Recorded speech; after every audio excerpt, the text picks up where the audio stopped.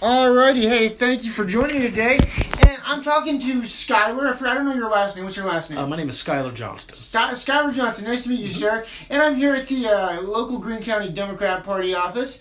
And first of all, I want to say I've always been interested in politics. I've always been wanting to be more involved in politics. So this is a great step forward for me. And you sitting down with me to learn more. I just really appreciate that, first of all. And the first question I have is, for myself, I think the reason that I'm here today, a big seminal event in my life and wanting to get more involved, was going to a Ron Paul speech in 2007 when I was 15. Yeah. That just got me really fired up. Sure. So what's your origin story? Why are you here? Why are you involved in politics? Mine started a long time ago, and Missouri has this wonderful program where they take high school sophomores to Jefferson City to experience the Capitol for a day. And I kind of fell in love with that right off the bat, and that's where my whole political realm started, was just seeing the inside workings there for just a single day. It was enough to blow my mind. Oh, okay. And did you get to meet any of the politicians at that time? Yeah. We got to meet quite a few legislators that day, especially our local state representatives, who at the time was Representative Mike Deathrow, and I actually went on to intern for him for 2 sessions when I was in college at the University of Missouri. Yeah, and there's a real difference between people who are at the state level and national level, just in the kinds of people that they are and the kind of lives they have. They're usually a lot more, I guess, normal. So that's what I've heard. And do you think that if people got to meet the people running in 2020? Or, people on the other side, do you think that would kind of help people? Or, I guess, I don't know, maybe scratch that question. Because I guess, do you think that, you know what, I'm sorry, I guess I was going to say, do you think meeting those politicians in person would help their message or kind of hurt it? That's what I was trying to say, but I guess, even asking that, I guess I'd think no, for people on that national level, I bet that they're not very likable in my mind. But, anytime that you get a chance to meet an elected official or a candidate running for a high-profile office, you realize that they're folks, that they're actually people. Politics has this way of becoming an abstract concept. We see it on TV, and it goes away when we hit mute, or it goes away when we turn off. But actually meeting somebody, that it shows that they're actually people, and it kind of humanizes them, for better or for worse, like you said. Yeah. And in my experience, anytime that you get a chance to have that one-on-one connection with a legislator, anytime that they pop up on TV, you listen a little bit more, and you start to pay attention a little bit more, because you know that that's actually a real person. So I think that, for better or for worse, meeting somebody that is a legislator or a high-profile candidate would make the voter more engaged in the process. Whether you like them or not, that's a matter of personal taste, but I think that you'd have a little bit more skin in the game if you actually got to meet them one-on-one. Okay, and then you kind of brought up something that I'm sort of interested in the person's an actual person, a good person, has good motivations if you get to meet them. Mm-hmm. But is the system set up to where, the higher you get, the more money gets involved, to where their original motivations don't really matter anymore? When we're living in a post-Citizens United court case world, money is much, much, much more important than it was even 20 years ago in the political process. Now you have legislators that are spending exorbitant amount of times doing fundraising just because they have to in order to keep up with everybody else. So yeah, money is taking a huge aspect, especially the higher the office you go, the more money you need in order to get reelected. So yeah, we're seeing that a lot in our sphere and the political organizing spheres, that money is playing such a huge role. It doesn't matter if your candidate's a good person or not, they still have to have a ton of money in order to get their message out. Yeah, and you said Citizens United, and I've heard that before. I don't know much about what that is. So Citizens United was a Supreme Court case that basically said that corporations are people, and that people are entitled to the right of free speech. So that you're allowing companies like Amazon and Walmart and Target to dump money into political campaigns as if you or I would. Yeah. In addition to that, they usually don't pump those directly into candidates. They dump them into super PACs, organizations that are built specifically for a specific purpose. And there's unlimited amounts on super PACs, so that they can dump $50 billion into a race if they had it to spend around. And there would be nothing against that. Yeah, no, so I guess I do know something about that issue, the wolf pack, getting money out of politics. Mm-hmm. So, I mean, that phrase, getting money out of politics, that whole cause, is that kind of like a misnomer because even if we get rid of Citizens United and say corporations aren't people, they can't donate this amount of money, like, will we ever get money out of politics? Because I think that the idea that we're going to get bribery out of politics seems to me to be utopian. You know, there's a lot of things that are going through, national legislatures and state legislatures that are attempting to curb that. We saw in this last election cycle, we had Clean Missouri, which puts a limit on how much money lobbyists can spend on legislators. Again, that's getting money out of politics. It's changing the way that legislators are able to receive large donations. Candidates, can receive large donations. So we're taking steps back, but it's hard to get money completely out of politics because you have to buy yard signs, you have to buy mail, you have to print things. So there's always going to be some aspect of a cost running to a political campaign because, you just can't have a candidate stand on a very tall building and shout their platform out at the folks. And especially once we get into digital campaigning, you're starting to see a lot of candidates supplement that from the cost of traditional large-scale media advertising. Not so many folks are going on the radio anymore when you have YouTube that you can create content for and then push it out through your Facebook page. And all that stuff's free. It still gets your message out, but it doesn't cost an arm and a leg like running something on a television program, which is the price of that's just skyrocketing. So there are attempts to circumvent that money, but right now, in the world that we live in, money is a very important part of political campaigns. Yeah, and I think, it's for better or for worse, like you said, like sometimes it can be a good thing. but you brought on another subject there that I really want to get into, and that's digital media, social media. Do you think that, on one hand, it's great because I can record something on my phone, right, and I can share it with people and I can get your message out to dozens and dozens of people. Sure. But, and that's great. But on the other hand, do you think that it's more of a tool for misinformation and for division? Absolutely. If you're not having to pay for it, anybody can put anything out there. I have a almost 8-year-old son, and he came up to me with this ridiculous thing that he saw on YouTube, and I had to explain to him that, there's no safeguards on YouTube. There's no truth in advertising on YouTube. I can go through and say that that vanilla ice cream is a myth, that it is a social construct, it doesn't actually exist. I can put that on YouTube and nobody's going to say, no, that's wrong and take it down. It'll exist out in the internet forever. So what we need to do as educated voters and as activists is get as much content as we possibly can and shoot for the middle and try to find something that is not so extreme that we hear, because we have, take not even social media and online media, you have MSNBC on one hand and you have Fox News on the other. I recommend people to watch both, try to find the same story on both, and the truth lies in the middle somewhere. Anytime that you're able to have multiple sources and make up your own decision, I think that's the best bet. But if you go on and you see one article from some weird source that you've never seen before, and take that as a gospel, you are really, really missing the point.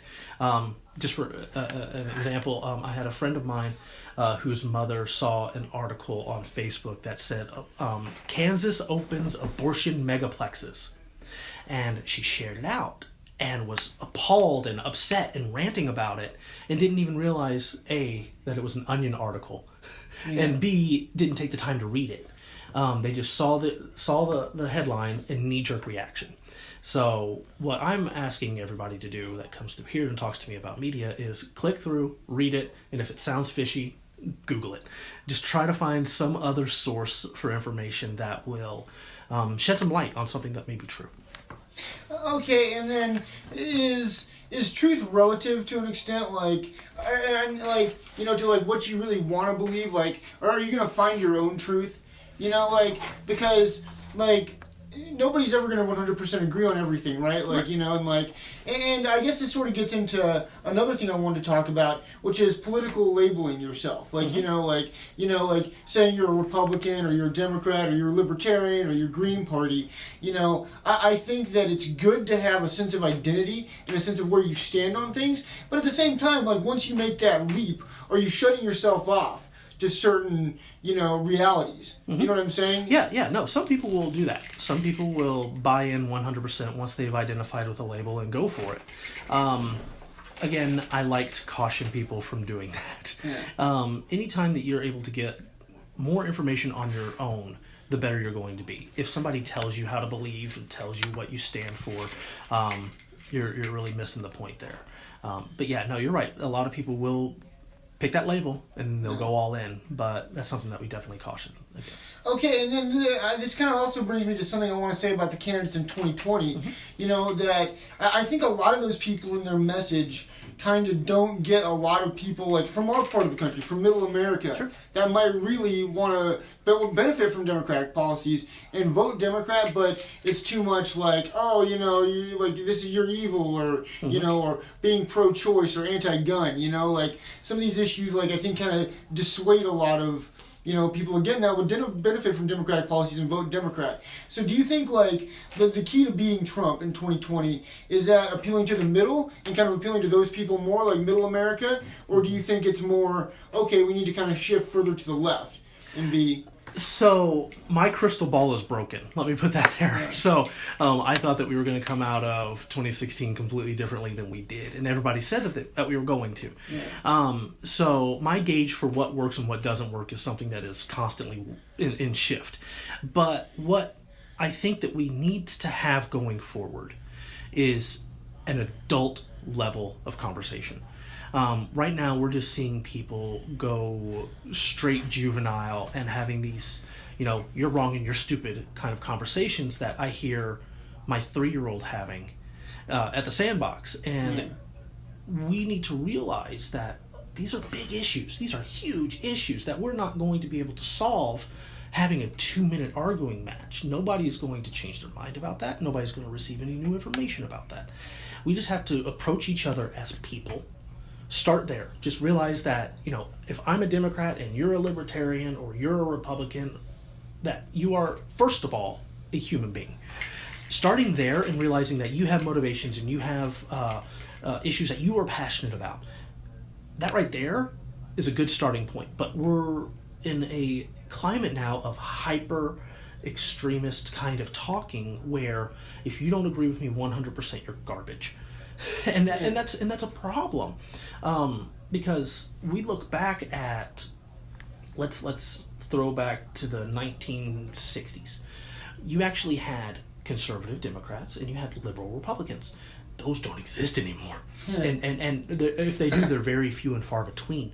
And when they do exist, they catch a lot of flack. I think that having these base level discussions, we start realizing that we actually want the same things. What we are having a problem with is how we get to it. You know, if we start talking about education, a Democrat will say, we need to fully fund public schools and they have to be these palaces that our children can go to and be safe, which I believe in because I'm a Democrat. Yeah. But Republicans also feel that schools should be something that is controlled by the locality, and that if the locality wants to have private schools or charter schools, that's something that we should fund. I disagree with that, but I can see where they are coming from. The middle line where we both agree is we want our kids to graduate and know how to read. We want our kids to graduate and know how to do math. We want our kids to graduate and be ready to enter into the workforce. What we disagree on is how we get there. If we focus on the fact that we want education to work, that right there is a great starting point for a greater conversation. But if I go out and I say, you know, oh, you support charter schools and you're an idiot because of that, I've already lost the conversation. There's no room for growth. There's no room for education on either side. So just having really simple adult level conversations is going to go really far. And I hope that we get back to that. I hope that we're able to get to where we can have these conversations. Facebook and Twitter and Reddit and Instagram make it really easy to get a lot of information out really quickly with zero substance. We need to get back to substance. Yeah, no, and I love that, man. I just love what you just said right there, because I think, honestly, obviously, like, listening to people talk is really, really important. And whenever I hear people talk about their opinion, I always get that vibe. Whenever they post stuff on Facebook, it's like, oh, whenever you hear the terms like ignorant or stupid, it's like, that's sort of like, pointing the finger and three fingers pointing back at yourself. It's kind of like that's clearly coming from a total lack of willingness to talk to other people, so this is kind of like a little 180 on what you just said, but I'm glad I wrote this down and I remember this question. Sure. So, is getting along overrated? And here's my thought behind that. Okay, because I hear people like, everybody's just not getting along anymore. It's like, it's all... But I think that not getting along is a byproduct of people caring about the issues. Like, people getting along, I think, is a side effect of apathy. It's because nobody cares. Like, when Trump got elected, I remember thinking that because he's a guy that a lot of people don't like and a lot of people don't trust and a lot of people think is stupid, that's not going to be totally bad for our democracy because people are going to get more involved.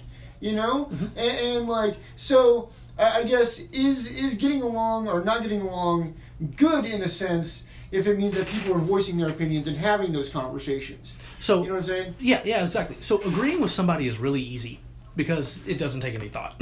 Yeah. Understanding somebody takes a lot of work and a lot of introspection that is not comfortable for a lot of people. So getting along, I think, has to do with a level of understanding that people are not necessarily willing to have, generally speaking. But, if I can agree with anybody if I don't really pay attention to what they're saying. It's that old kind of television trope that, you and I are having a really tough discussion and we look over at a third party and say, hey, do you agree with me? And the guy's like, oh, yeah. That is where we're at right now on a lot of political issues.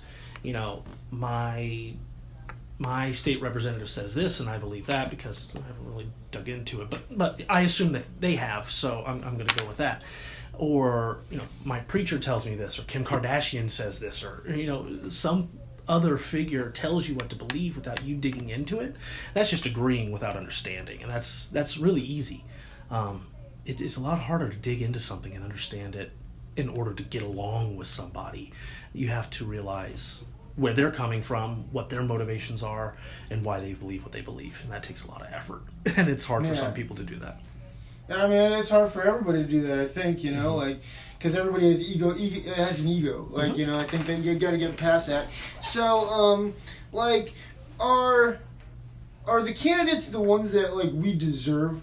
Like, and here's what I mean by that, because it's like, if you take someone like Bernie Sanders in 2016 or Ron Paul in 2008, like those guys were saying like real things, real ideas, like, what, maybe we don't have to invade a bunch of countries, or, maybe we should get money out of politics.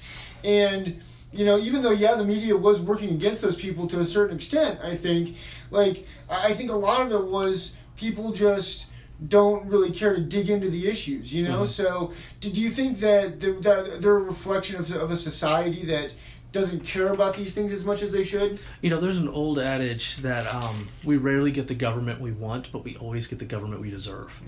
Yeah.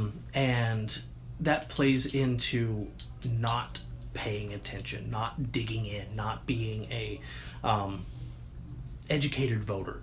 When you have elections, important elections that are settled by 30-45% voter turnout, that's not democracy. That's not anything what the founders or anybody who is a proponent of the democratic process wants. We need to have people that are educated and engaged. That doesn't mean that you have to go out and hold a sign every weekend. That doesn't mean that you need to have a degree in political science. That means that you have to, A, identify what you care about, and B, do enough digging and educating that you have a full vision concept of what that means. So, to answer your question, I think that the candidates that we have now, especially on the Democratic side,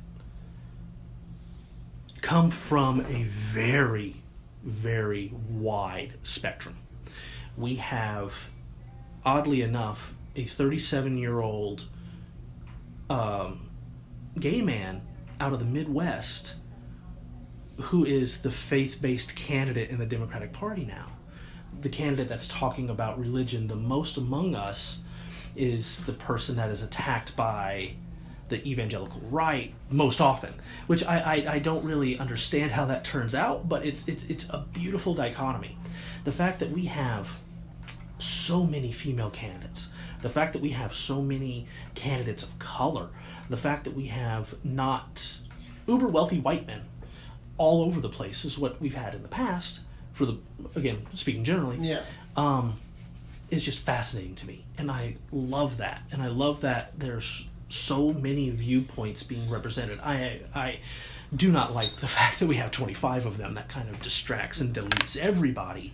But I think in the next coming months, we're going to see things whittle down and people are going to be a little bit more focused in their approaches, and candidates will drop off, and we'll be able to learn more about these candidates as we go by. But right now, I'm really excited by the field of candidates that we have. There's just so much richness there that it's interesting to explore. You know, and it's so weird. You know, like, I was talking about being closed-minded and being more informed. I had no idea Buttigieg was religious. Mm-hmm. I knew South Bend, I knew who you were referring to. I didn't know that, you know? Yeah. Like, and I just kind of assumed that he wasn't, you know? Yeah. But it's like, oh, okay, he's the faith-based candidate? Yeah. Huh. Okay, so just based on what you said, like, who are some of the candidates that you're really hopeful for and that you're really rooting for out of that bunch that you think could beat Trump in 2020? That's a hard question. Okay, you know what? I have the perfect candidate. Jim Webb. Remember Jim Webb from 2016, the Vietnam vet that likes guns? That guy could have beat. Like, I mean, again, I'm sure he's not a very mainstream Democrat. I understand that, but he could have easily beaten Trump. And I think it would have to be somebody like that, like Gabor, Tulsi Gabbard. Is she running for president? Mm-hmm. Yeah. No, like an Iraq war vet. I think that's a good candidate. You know, Buttigieg, I believe, is a military veteran as well. Mm-hmm. I think that people like of that background have a high chance of beating Trump. Yeah. You know, I think that, honestly, ironically enough, Joe Biden, I understand he was Obama's vice president. I think he has lots of experience. Mm-hmm. You know, I think that a lot of his message is a little bit more kind of old-fashioned. Mm-hmm. I feel like he could beat Trump. But yeah, who do you think could beat Trump? I'm done rambling. So we are, 520 days away from the election. There's going to be a lot of campaigning between now and then. I personally have not taken a stance on one candidate or the other because it's way too early. I don't know enough about them. Nobody does at this point. There are some candidates I'm really excited about seeing. Anytime that Cory Booker talks, I love hearing him. He has wonderful stories. He has a wonderful message. He's an outstanding legislator out of New Jersey. So anything that he does is going to be definitely worth watching.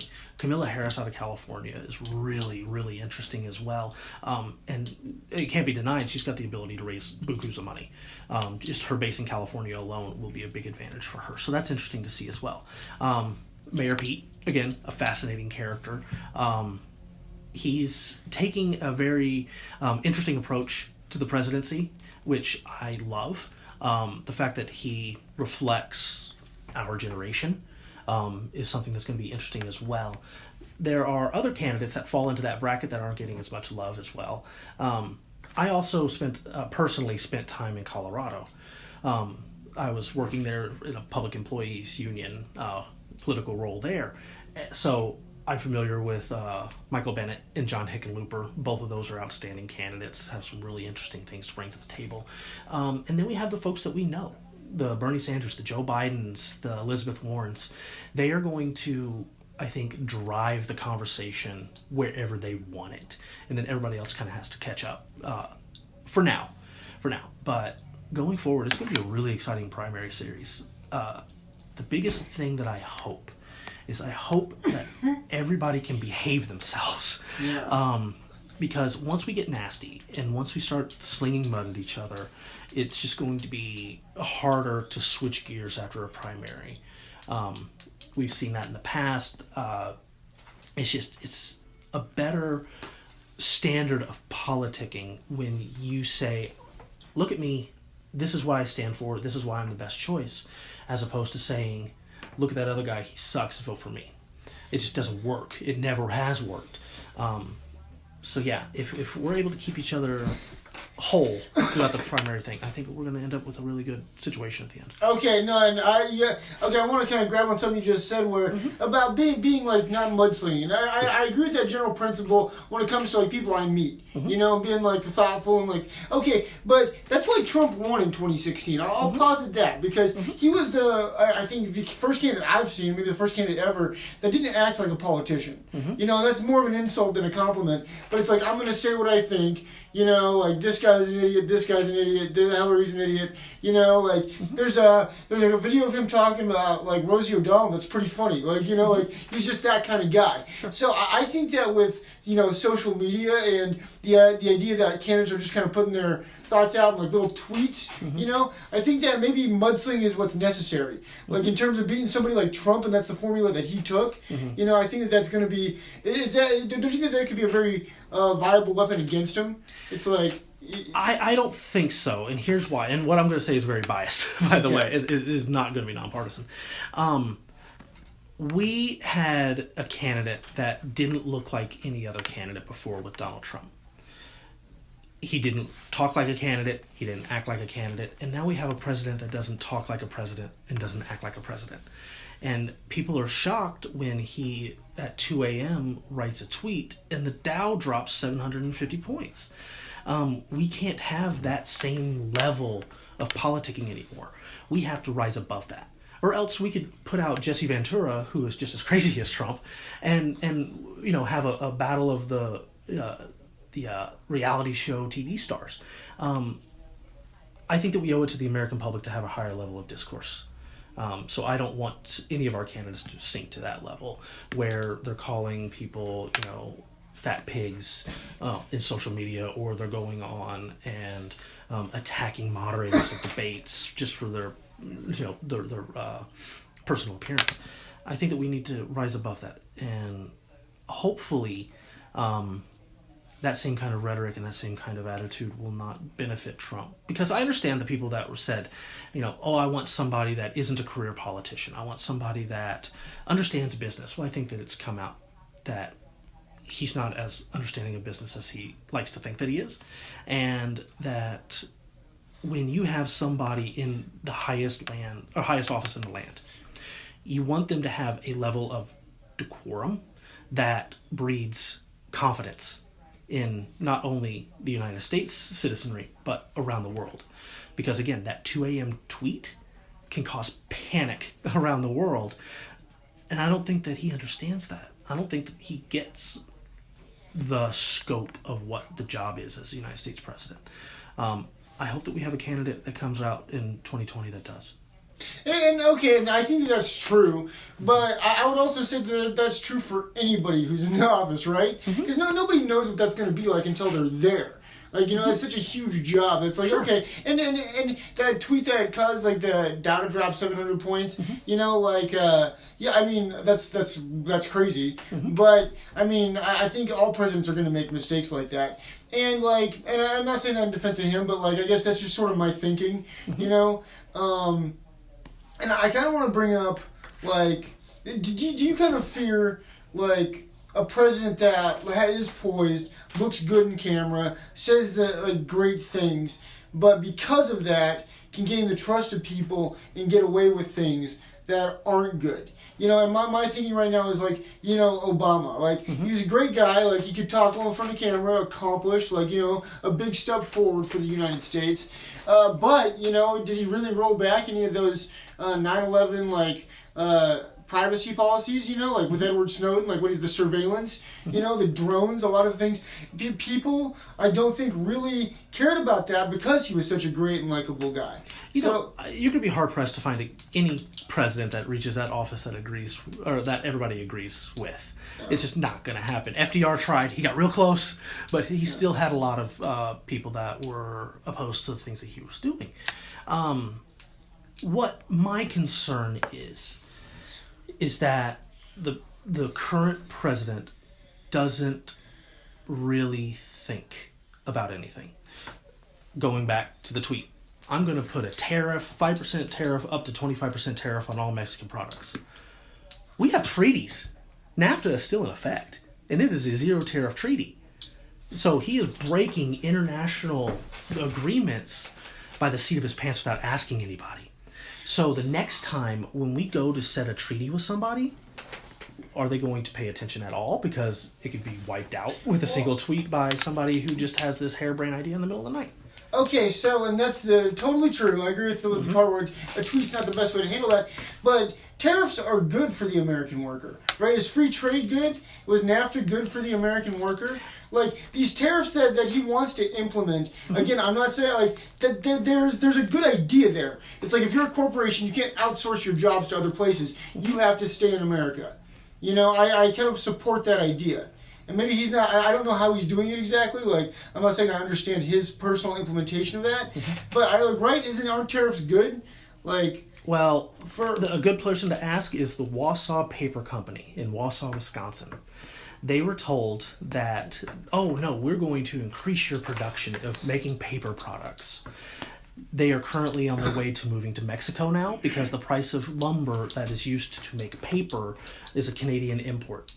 And the tariffs have risen so high that they can no longer function at a reasonable price point. So they're moving to Mexico, completely skipping. They're going to sell their products all through the United States, but we lost hundreds of high-paying, union-eligible jobs just because of one decision that he made, in an emotional decision at that.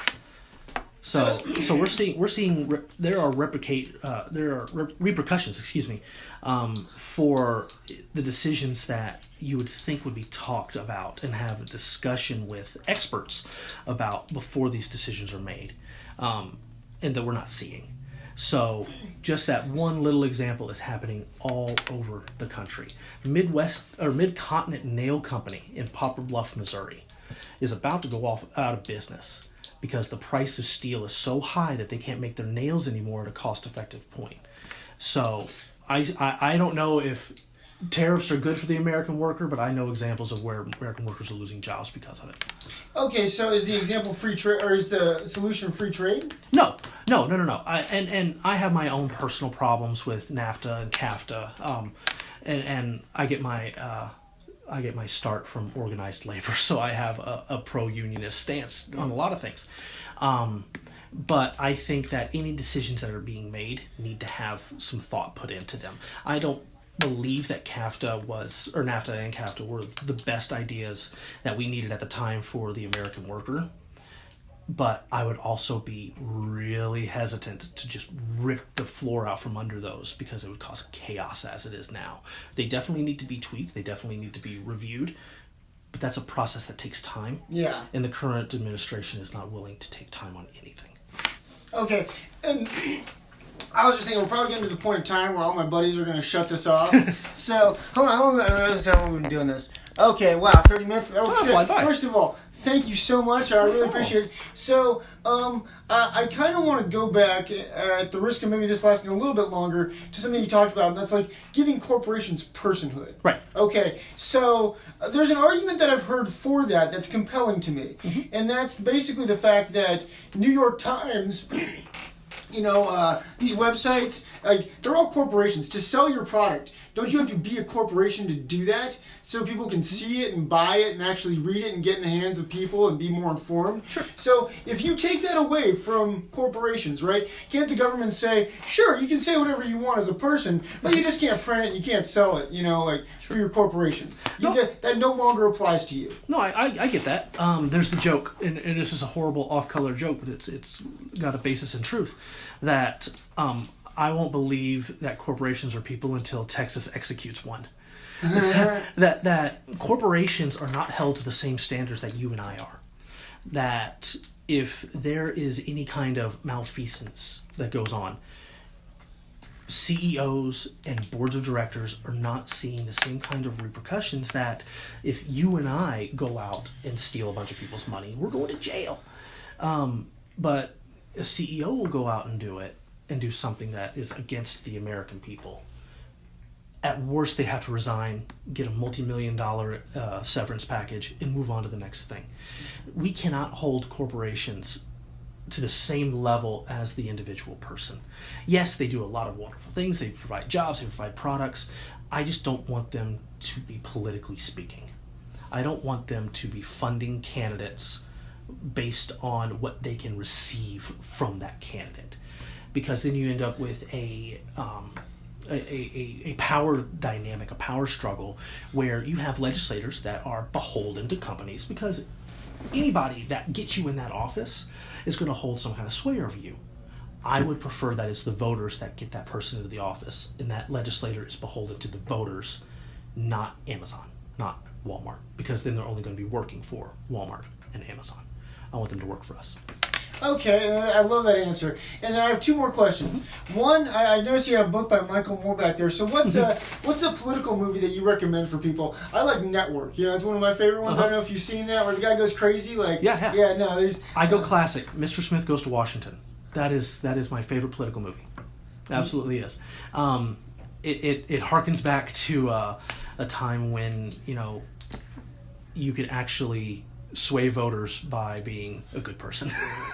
So that's the one that I recommend. Also, anytime that anybody has a chance to watch Parks and Recreation, the television show with Amy Poehler, I highly recommend it. Yeah. It is witty and fun and shows a great side of politics that not many folks get to see. So, Parks and Recreation, Mr. Smith Goes to Washington. You know, by the way, Nick Offerman has a great stand-up special called American Ham. All over it. Oh, I've seen that. Love it, dude. That's great life advice. Okay, then the last question I have is, what do you say to the cynics out there who say, you know, it's already bought and paid for, you know, like, I don't have any power over what happens, why should I even care? What do you say to the cynics? I say that to a certain level, you have a point. When you look at a national profile candidate race, presidential race, things like that, yes, your vote is a very small drop in a very big bucket. But we need a lot of those. So it's not 100% worthless. What I'm really concerned about is that you go out and you exercise your right to vote, because there are people that are down ballot that are going to be affecting your everyday life. Sure, the 2020 president isn't going to affect the potholes that I have to deal with on every single day driving to work. They're not going to deal with my quality of water out of the tap when I go to drink it. They're not going to make sure that my kids are safe at night in their beds. County commissioners, city councilors, any kind of local or state office, those are the ones that desperately need your votes. I've been in situations in the past where I worked in different states, but to give you an example, it was northern Wisconsin. I had a county commissioner's race. Person poured their heart and soul into the race, and it was a tie. Even after a recount, it was a tie. So I want you to guess, how do they solve a tie in Wisconsin for county commissioners? Rock, paper, scissors. High card. Oh. Candidates actually get a choice. High card, or they flip a coin. Best 2 out of 3 rock, paper, scissors would have been more fair. But... Right. But you should not leave local governance up to chance, up to a kid's game. You should go out, educate yourself, and then go and vote. If you want to vote for a presidential candidate, that's awesome and that's great. What I desperately need you and your viewers or your listeners to do, look at those down ballots. Look at your state house of representatives. These are the people that are going to affect you every single day, and they deserve your attention and your vote. Awesome. So, and then I guess one last question on that note. Who are some people locally we should look into that are doing good things? Representative Crystal Quaid is a rock star. She's one of my favorite people around. She is the state representative for the 132nd district. That's the downtown, like commercial street area, midtown area of Springfield. Her district is right in the heart of Springfield. She is currently the House Minority Floor Leader, and she's going places. She's doing things. So if you're interested in finding what, in my opinion, a politician should be doing, what a politician should look like, give Representative Crystal Quaid a look. She's doing great things. Alrighty, man. Yeah. Well, hey, again, thank you for your time. This got me way more excited about being involved. Yeah. I'm gonna definitely look into things more and try to go out and be more active. And again, I just really appreciate this, man. Like, no problem. This was awesome, dude. I'm glad I can help. Cool. I'm going to shut this off.